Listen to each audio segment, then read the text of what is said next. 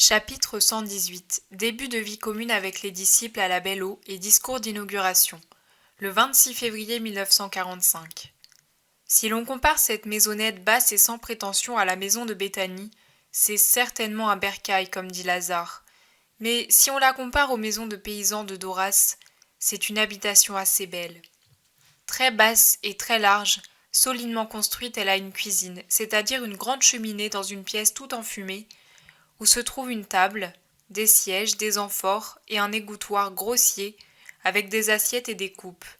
Une large porte de bois brut sert d'entrée et laisse pénétrer la lumière. Puis, sur le même mur, 3 autres portes donnent accès à 3 grandes chambres, longues et étroites, dont les murs sont blanchis à la chaux. Comme dans la cuisine le sol est en terre battue, dans 2 d'entre elles il y a maintenant des couches, on dirait de petits dortoirs. Les nombreux crochets fixés dans les murs indiquent qu'on y accrochait des outils et peut-être même des produits agricoles. Ils servent désormais de porte-manteau et on y suspend les besaces. La 3e chambre est vide. C'est plus un large couloir qu'une chambre, car la longueur et la largeur sont disproportionnées. Elle devait servir aussi à abriter des animaux, car elle a une mangeoire et des anneaux au mur, et son sol présente ces trous particuliers au terrain frappé par des sabots ferrés. À présent, il n'y a rien. Au dehors, près de ce dernier local, s'élève un large portique rudimentaire couvert d'un toit de fascines et d'ardoises qui s'appuie sur des troncs d'arbres à peine équarris. Ce n'est même pas un portique, c'est un appentis, car il est ouvert sur 3 côtés, 2 de 10 mètres au moins, le 3e plus étroit de 5 mètres, guère plus. En été, une vigne doit déployer ses rameaux d'un tronc à l'autre sur le côté qui est situé au midi. En ce moment, les feuilles sont tombées et elles montrent ses rameaux squelettiques. Il y a aussi, pareillement dégarni, un figuier gigantesque qui en été ombrage le bassin qu'on a installé au milieu de l'air pour abreuver les animaux. Sur le côté, un puits rudimentaire ou plutôt un trou au niveau du sol, à peine indiqué par un cercle de pierres plates et blanches. Telle est la maison qui abrite Jésus et les siens, au lieu nommé la Belle Eau. Des champs, des prés et des vignes l'entourent, et à environ 30 mètres, ne prenez pas mes indications comme des articles de foi. On voit une autre maison au milieu des champs, plus belle, car elle possède sur le toit une terrasse que l'autre n'a pas. Au-delà de cette maison, des bosquets d'oliviers et d'autres arbres, certains dégarnis, d'autres avec leur feuillage, bouchent la vue. Pierre, son frère et Jean travaillent activement à balayer la cour et les chambres, à mettre en ordre les lits, à chercher de l'eau. Pierre fait même tout un remue-ménage autour du puits pour ajuster et renforcer les cordes afin qu'on puisse plus facilement y puiser l'eau. De leur côté, les 2 cousins de Jésus travaillent marteau et lime en main, aux fermetures et aux volets, et Jacques, fils de Zébédée, les aide en travaillant de la scie et de la hache comme un ouvrier d'arsenal. Dans la cuisine, Thomas est tout affairé et semble être un cuisinier professionnel, tant il sait régler le feu et la flamme et éplucher rapidement les légumes que le beau Judas a daigné apporter du village voisin.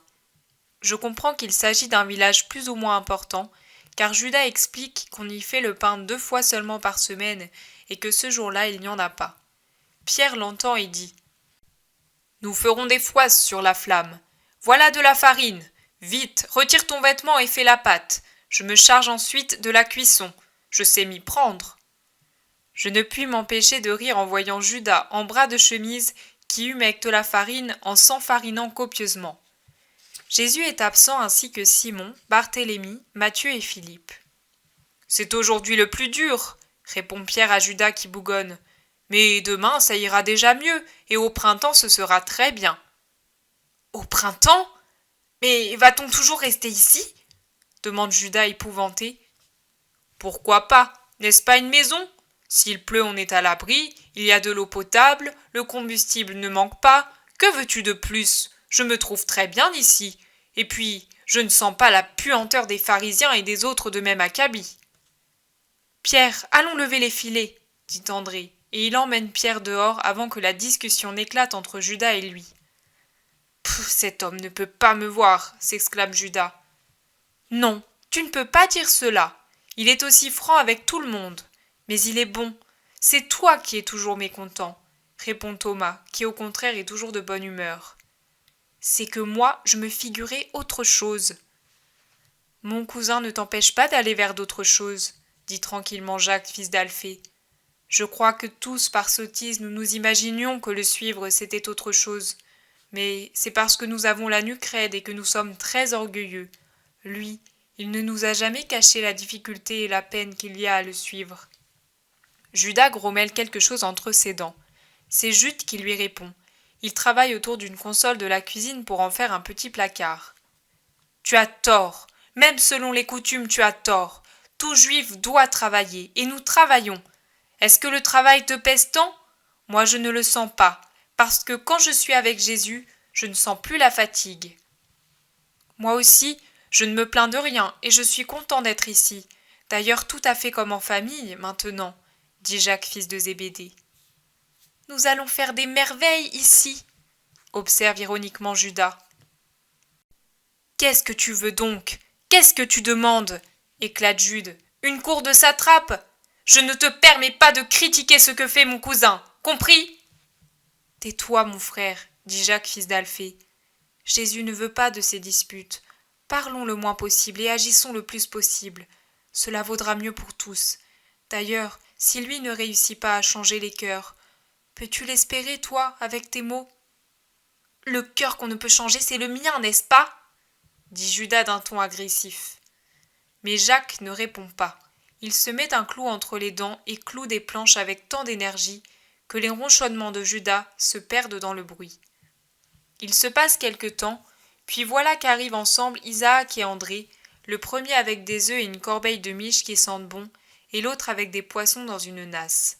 « Voilà, dit Isaac, c'est le régisseur qui l'envoie. Il demande s'il ne manque rien. Il a des ordres pour cela. » « Tu vois qu'on ne va pas mourir de faim, lance Thomas à Judas. Puis il ajoute « Donne-moi les poissons, André. Comme ils sont beaux. Mais comment les prépare-t-on ? Je ne sais pas le faire. »« Je m'en occupe, dit André. Je suis pêcheur. » Et dans un coin, il se met à vider ses poissons encore vivants. Le maître arrive. Il a fait un tour dans le village et les campagnes. Vous allez voir qu'il va être bientôt ici. Il a déjà guéri des yeux malades. Et puis moi, j'avais déjà parcouru ces campagnes et les gens étaient au courant. Et bien sûr, moi, il n'y en a que pour les bergers.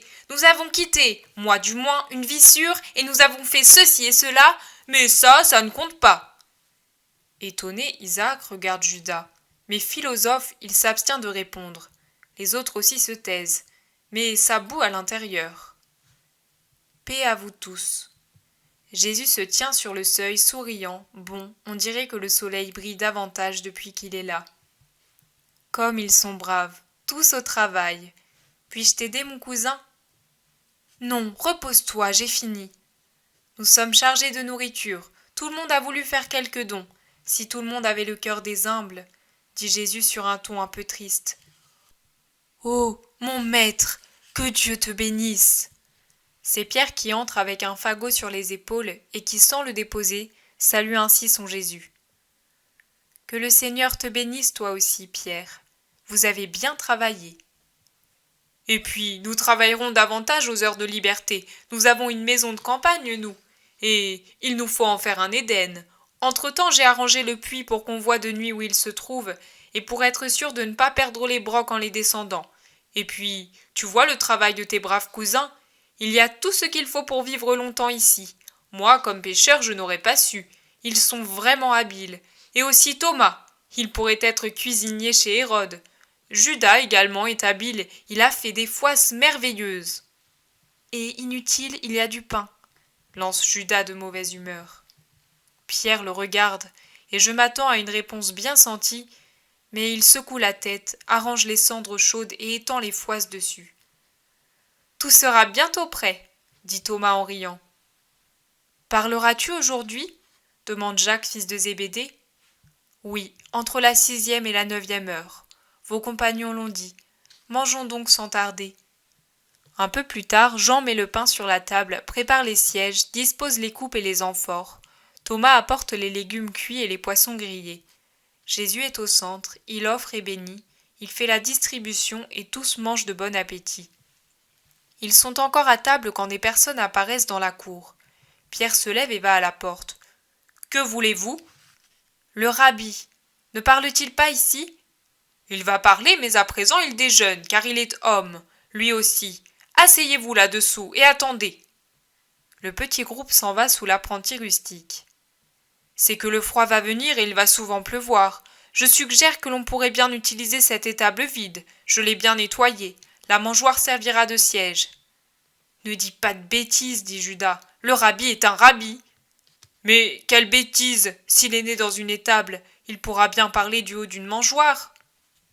Pierre a raison. Mais je vous en prie, aimez-vous. Jésus paraît bien las en disant cela. Ils finissent leur repas et Jésus sort aussitôt pour rejoindre la petite foule. Attends, maître, lui crie Pierre. Ton cousin t'a fait un siège parce que le sol est humide là-dessous. Inutile. Tu sais bien que je parle debout. Les gens veulent me voir et moi je veux les voir. Fabriquez plutôt des sièges et des civières. Il viendra peut-être des malades. Cela peut servir. Tu penses toujours aux autres, bon maître, dit Jean en lui baisant la main. Un sourire légèrement triste sur les lèvres, Jésus se dirige vers la petite foule. Les disciples l'accompagnent. Pierre, qui est exactement à côté de lui, le fait s'incliner et lui murmure doucement. « Derrière le mur se trouve cette femme voilée. Je l'ai vue. Elle est là depuis ce matin. Elle nous a suivis depuis Béthanie. Faut-il la chasser ou la laisser ?»« Laisse-la. Je l'ai déjà dit. »« Mais si c'est une espionne comme le prétend Judas ?»« Non, ce n'en est pas une. Fais-moi confiance. Laisse-la. Ne dis rien aux autres et respecte son secret. » Je me suis tue, car j'ai pensé que cela valait mieux. Paix à vous qui cherchez la parole, commence Jésus. Il va au fond de la galerie et tourne le dos au mur de la maison. Il parle lentement à une vingtaine de personnes assises par terre ou adossées aux colonnes dans la tiédeur d'un soleil de novembre. La vision de l'homme sur la vie et la mort est erronée, de même que l'application qu'il fait de ces deux termes. Il appelle vie le temps où, enfanté par la mère, il commence à respirer, à se nourrir, à se mouvoir, à penser, à agir. Et il appelle mort le moment où il cesse de respirer, de manger, de se mouvoir, de penser, d'agir, pour devenir une dépouille froide et insensible, prête à rentrer au sein d'un tombeau. Mais ce n'est pas exact. Je veux vous faire comprendre la vie, vous indiquer les œuvres qui conviennent à la vie. La vie n'est pas l'existence n'est pas la vie. La vigne qui s'attache à cette colonne existe, mais elle n'a pas la vie dont je parle. Cette brebis qui bêle, attachée à cet arbre au loin, existe aussi, mais elle n'a pas la vie dont je parle. La vie dont je parle ne commence pas avec l'existence et ne prend pas fin en même temps que la chair. La vie dont je parle ne commence pas dans un sein maternel. Elle commence quand une âme est créée par la pensée de Dieu pour habiter une chair, et elle prend fin quand le péché la tue. Au début, l'homme n'est qu'une semence qui se développe, semence de chair et non de gluten ou de moelle comme l'aisselle des blés ou des fruits. Tout d'abord, ce n'est qu'un animal qui se forme, un embryon d'animal guère différent de celui qui maintenant grossit dans le sein de cette brebis. Mais à partir du moment où dans cette conception humaine pénètre cette partie incorporelle qui est cependant la plus puissante, car son incorporéité l'élève, alors l'embryon animal non seulement existe comme un cœur qui bat, mais vit selon la pensée créatrice et devient homme, créé à l'image et à la ressemblance de Dieu, fils de Dieu, futur citoyen du ciel. Mais cela n'arrive que si la vie dure. L'homme peut exister en gardant la figure d'un homme, mais en ne l'étant déjà plus. Il est devenu un tombeau où la vie se décompose. Voilà pourquoi je dis la vie ne commence pas avec l'existence et ne se termine pas quand la chair prend fin. La vie commence avant la naissance. La vie ensuite ne connaît pas de fin, car l'âme ne meurt pas, c'est-à-dire ne s'anéantit pas. Elle meurt à son destin qui est céleste, mais survit à son châtiment si elle l'a mérité.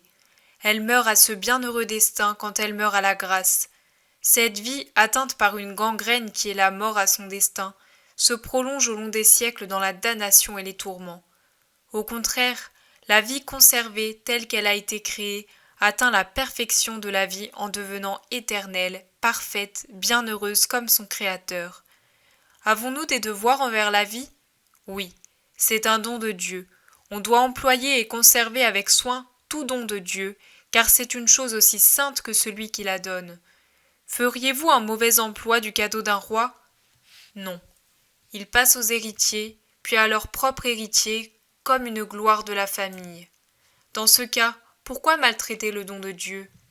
Mais comment doit-on utiliser et conserver ce cadeau divin? Comment garder vivante la fleur paradisiaque de l'âme afin de la conserver pour le ciel? Comment arriver à vivre pour là-haut et au-delà de l'existence? À ce sujet, Israël a des lois claires, et il n'a qu'à les observer.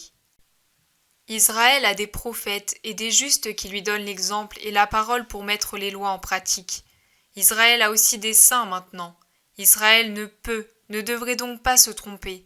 Or moi, je vois les taches dans les cœurs et des âmes mortes pulluler de toutes parts. Je vous dis donc, faites pénitence, ouvrez vos âmes à la parole, mettez en pratique la loi immuable, fortifiez la vie épuisée qui faiblit en vous.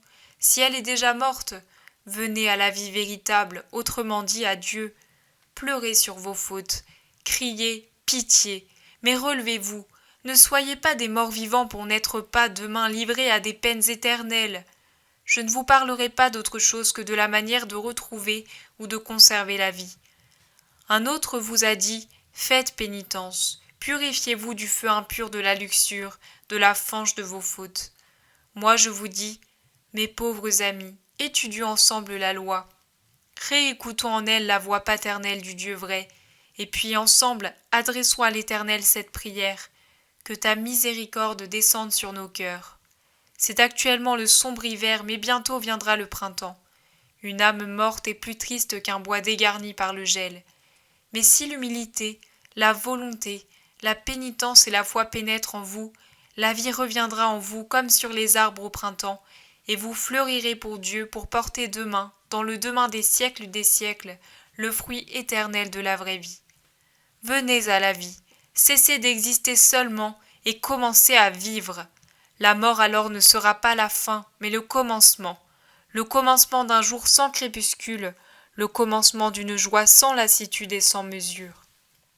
La mort sera le triomphe de ce qui a vécu avant la chair, et le triomphe de la chair, qui lors la résurrection éternelle sera appelé à participer à cette vie que je promets au nom du Dieu vrai à tous ceux qui auront voulu la vie pour leur âme, en méprisant sensualité et passion pour jouir de la liberté des enfants de Dieu.